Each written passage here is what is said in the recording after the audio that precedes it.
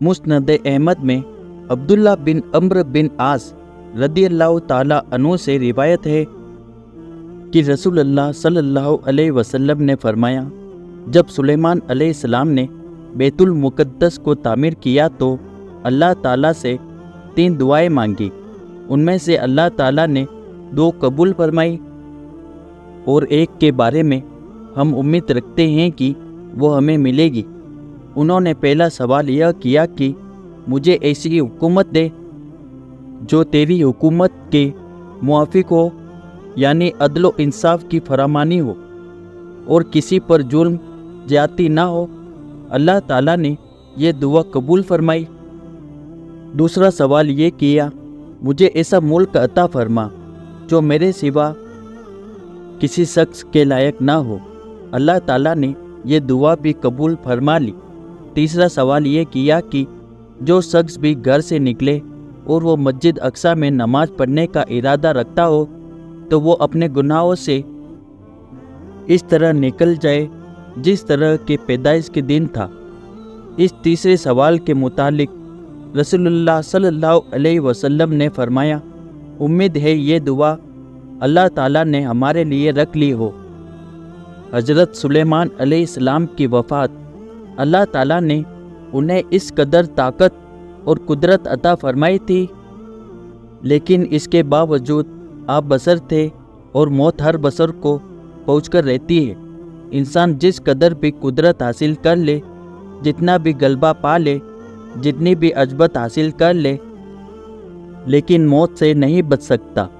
अल्लाह ताला ने तो नबी करीम सल्लल्लाहु अलैहि वसल्लम के मुतालिक फरमाया है, सूरतुल जुमर आयत 30 में है, बेशक खुद आपको भी मौत का मजा चखना है और ये सब भी मरने वाले हैं। अल्लाह ताला ने चाहा कि सुलेमान अलैहिस्सलाम की मौत से भी लोगों को इबरत हो और निशानियाँ जाहिर है, क्योंकि उस दौर में लोग जिन्नात के फितने में मुब्तला थे। ये ख्याल करते थे कि जिन्नात को गैब का इल्म है।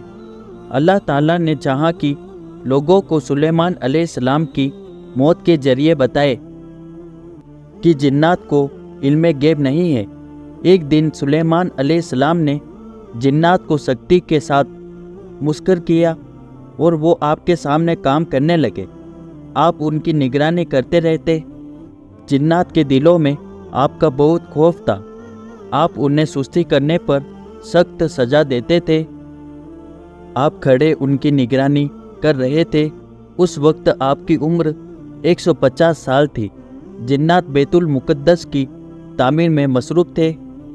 ऐसे में आपने अपना असा पकड़ा और उस पर अपनी हथेलियाँ टिका दी, फिर हथेलियों पर अपना सर रख दिया। इस तरह उनकी निगरानी करते रहे। इसी हालत में अल्लाह ताला ने आपकी रूह कब्ज़ कर ली। आपकी आंखें खुली रही। उधर जिन्नात मुसलसल काम में लगे रहे। वो यही ख्याल करते रहे कि सुलेमान अलैहिस्सलाम जिंदा हैं और उन्हें देख रहे हैं। आपका खलीफा आया तो वो जान गया आप इंतकाल कर गए हैं, लेकिन उसने भी जिन्नात पर यह बात जाहिर ना की। इस तरह 2 साल गुजर गए। जिन्नात इस कदर निगरानी पर हैरान थे। वो देख रहे थे कि 2 साल से सुलेमान अलैहिस्सलाम ने हरकत तक नहीं की, पलक तक नहीं झपकी। उधर अल्लाह ताला ने दिमक को सुलेमान अलैहिस्सलाम के असा पर मुसलत कर दिया। वो अंदर ही अंदर लाठी को खोखला करते रहे। आखिर लाठी टूट गई। सुलेमान अलैहिस्सलाम ज़मीन पर आ गए। उस वक्त जिन्नात को पता चला कि उन्हें फौत हुए तो अरसे दराज हो चुका है। तब इंसानों को भी मालूम हो गया कि जिन्नात को गैब का इल्म नहीं है।